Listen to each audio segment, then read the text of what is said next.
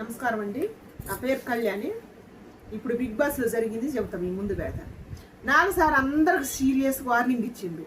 ఎవరు తప్పులు వాళ్ళకి చెప్పి, దివ్యాకి, ఆర్మీ కళ్యాణ్కి, బర్నీ గారికి, అందరికి ఎవరు తప్పులు వాళ్ళకి చూపించి మనిషి ఒక తీరుగా వార్నింగ్ ఇచ్చిండు. బాగానే ఉంది, కరెక్టే. మరి తనుజ తప్పులు ఎందుకు కానరాట్లే 4 సార్కి? దయచేసి ఇది 4 సార్కే సూటికి ప్రశ్న. అసలు ఆమెకి ఒక్క వార్నింగ్ కూడా ఇవ్వట్లేదు. ఆమెకి ఏదైనా చెబితే ఒక్క మొక్కలో చెప్పి స్వీట్గా నవ్వి వదిలేస్తాను ఏమిటికని. ఆమె గేమ్ విషయంలో నామినేషన్లోకి వస్తే సీరియస్గా తీసుకుంటుంది. అసలు నోటికి ఏమొస్తే అది అనేస్తుంది. క్యారెక్టర్ డిసైడ్ చేద్దాం ఆమె. దివ్యాన్ని కూడా ముందు అసలు స్టార్ట్ చేసింది ఆమె. ఈవెన్ స్ట్రాటజీ అని నువ్వే చెబుతున్నావుగా, ఇప్పుడు చెప్పినవుగా.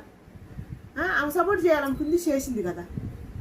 మరి అప్పుడు ఏం తప్పు లేకపోయినా ఏమో చెప్పినవు కానీ, మరి ఏం ద్వారా ఆమె ఎంత తప్పు మాట్లాడింది? నీ పర్సనల్ బర్నీ సార్ కలిసి చూసింది, నేను చూసి చెప్పింది. నువ్వు బర్నీ సార్ కారణంగా చెబుతున్నావని చెప్పింది. చెప్పి అసలు ఏమో చెప్పేది కూడా వినకుండా ఇను తనుజ అంటున్నా కూడా వినకుండా గయ్య అరిసి ఏడుచుకుంటూ పోయి దుప్పట కప్పుకొని పండుకోవటం, ఏడవటం అవసరమా? బర్నీ సార్ కూడా పోయి బతిలాడిన, అందరూ హౌస్ మొత్తం పోయి ఆమెను బతిలాడినా. అవును, కింద ఒకరు పైన ఒకరు చుట్టూ ఒకరు కూర్చొని అంత అవసరం ఆ తనుజాన్ని నువ్వు ఎందుకు అడగలేకపోయావు? నాకు సార్ నీకు అడిగే పవర్ ఉంది కదా, అది నీకు తప్పు అనిపించలేదా? నాకు అనిపిస్తుంది. నాకైతే సాధారణ మహిళగా నాకు చాలా తప్పు అనిపిస్తుంది ఆమె చేసేవి.